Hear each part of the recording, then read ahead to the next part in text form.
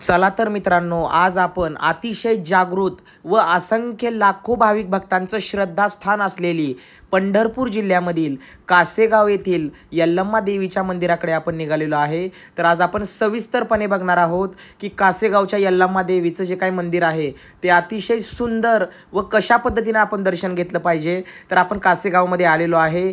तर आता आपली गावाची वेस जी काय आहे तर तुम्ही बघू शकता, वेशीतून जे काय आहे ते आपण यल्लम्मा मातेच्या मंदिराकडे निघालेलो आहे। तर तुम्ही बघू शकता, अगदी उजव्या हाताला यल्लम्मा मातेचं मंदिर तुम्हाला दिसत आहे। तर आता आपण सविस्तरपणे दर्शन घेऊ। तर हे बघू शकता मित्रांनो, कासेगावच्या यल्लम्मा मातेचं हे मंदिर आहे। आणि आता तुम्हाला बाजूलाच त्याच्या समोर तुम्ही बघू शकता, इथं मातंगी देवीचं मंदिर आहे।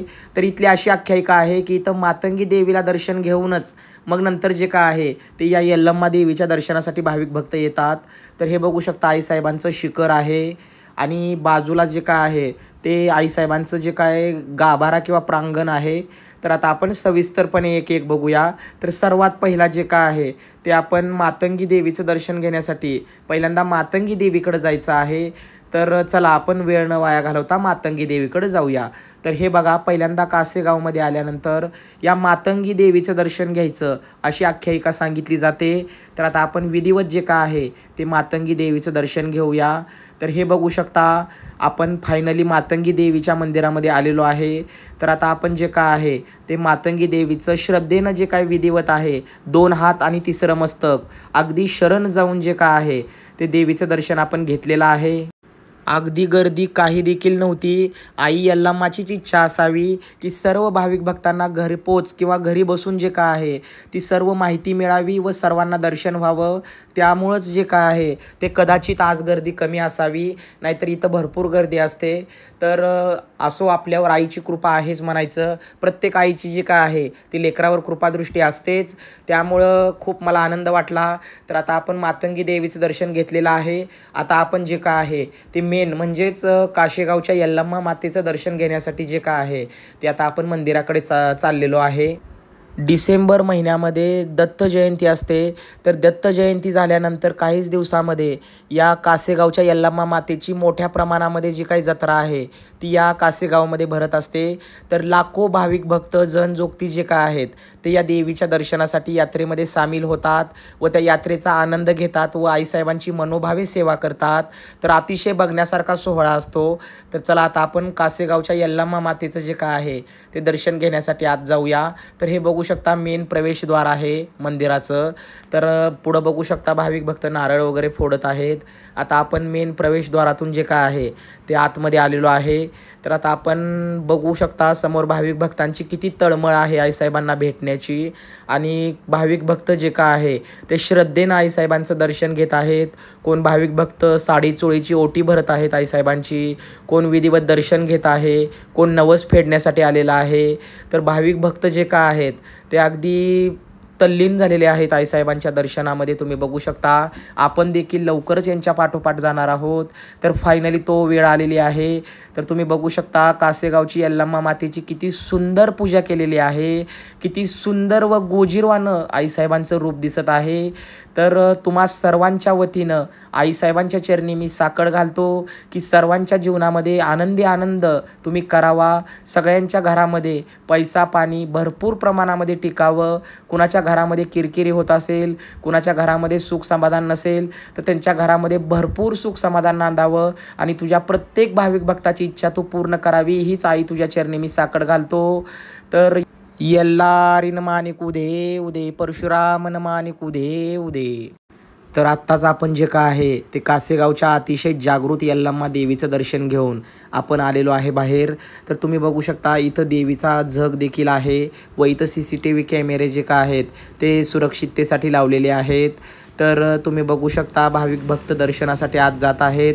आपण आत्ताच जे काय आहे ते दर्शन घेऊन आलेलो आहे।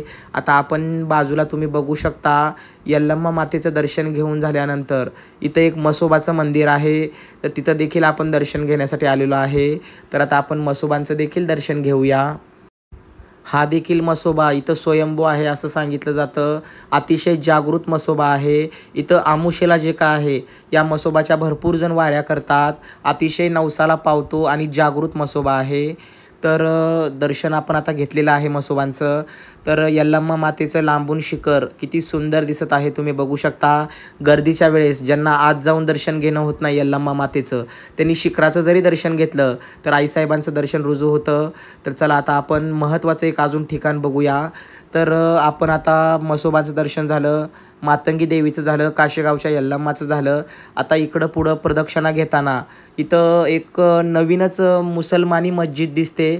तर याला हजरत बाबा असं म्हणतात तर तुम्ही बघू शकता यात्रेच्या वेळेस देखील याची अनन्यसाधारण अशी आख्यायिका आहे की यांना संदल किंवा यांना फुलाचं जे काय आहे ती चादर चढल्याशिवाय यल्लम्मा मातेचं काही विधी होत नाही असं इथं सांगितलं जातं. तर आईसाहेबांच्या सेवेसाठी जे काय आहेत ते बाबा इथं हजर झाले म्हणून याला हजरत बाबा असं म्हणतात. तर हजरत बाबांच्या दर्ग्याचं आपण दर्शन आता घेतलेलं आहे. तर इथं बघू शकता तुम्ही मंदिराच्या डाव्या बाजूला जे काय आहे ते यल्लम्मा मातेचं इथं कुंड आहे. तर या कुंडाची महिमा अशी आहे की ज्या कुण्या भाविक भक्तांना खरूज नायटे किंवा अंग खाजवतं अशा भाविक भक्तांनी जे काय आहे ती या पाण्यानं जर आंघोळ केली किंवा हातपाय धुले तर त्या भाविक भक्तांचे स्किनचे सगळे आजार किंवा त्वचेचे सगळे आजार किंवा खरूज नायटे जे काय आहेत ते कायमस्वरूपी जातात अशी जी काय भाविकांची श्रद्धा आहे. त्यामुळं कित्येक भाविक भक्त जे काय आहे ते आईसाहेबांच्या या कल्लोळामध्ये आंघोळ करतात व हातपाय तोंड धुतात. तर तुम्ही बघू शकता की ती पाणी खराब होऊ नये या शुद्ध हेतूने मंदिर समितीने जे काय आहे ते लोखंडाचं जे सर्व स्टँड वगैरे लावलेलं आहे म्हणजे जेणेकरून भाविक भक्तांनी पाय वगैरे जे काय आहेत ते डायरेक्ट त्या कुंडामध्ये जे काय आहे ते घालू नये. तर आपण देखील आपलं कर्तव्य आहे की आपण देवस्थानांची निगा राखली पाहिजे. तर आता मी देखील जे काय आहे ते या पाण्यानं हातपाय तोंड धुणार आहे. तर आपण सविस्तरपणे आता पुढं बघूया. एवढं कंपाऊंड वगैरे करून सुद्धा कित्येक भाविक भक्तांनी या कुंडामध्ये निवद वगैरे टाकलेले आहेत. तर हे चुकीचं आहे मित्रांनो. अशा पद्धतीचं कुणीही कृत्य करायचं नाही, कारण देवाच्या दरबार म्हणजे आपल्या घरातल्यासारखं असतं आणि अशा पाण्यामध्ये जर तुम्ही नैवेद्य टाकले तर ते पाणी दूषित होऊन जे काय आहे ते आईसाहेबांचं पावित्र्य खराब होण्यासाठी आपण त्याला कारणीभूत ठरतो. हे सगळ्यांनी लक्षात घ्यायचं आहे.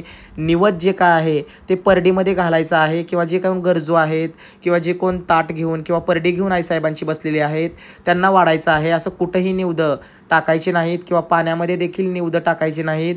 हे सर्वांनी दक्षता घ्यायची आहे. आपणच जे काय आहे आपलं घर ज्या पद्धतीनं स्वच्छ ठेवतो त्या पद्धतीनं मंदिर परिसर देखील आपलं स्वतःचं घर, आपल्या आईचं घर म्हणजेच आपलं घर या पद्धतीची भावना मनामध्ये ठेवून आपण देवस्थानं जे काय आहेत ती स्वच्छ केली पाहिजेत. तर तुम्ही बघू शकता आतमध्ये आईसाहेबांना अंघोळ घातलेलं जे काही पाणी आहे ते देखील इथं या कल्लोळामध्ये येतं. तर अतिशय सुंदर असं जे काय आहे हे काशेगावच्या यल्लम्मा मातेचं जे काय आहे ते कुंड आहे. तर आपण देखील याच्यातून पाणी जे काय आहे ते हातपाय तोंड धुत आहे आणि पवित्र तीर्थाचं जे काय आहे ते आदरपूर्वक सन्मान करून जे काय आहे ते आपण हातपाय तोंड धुलेले आहेत.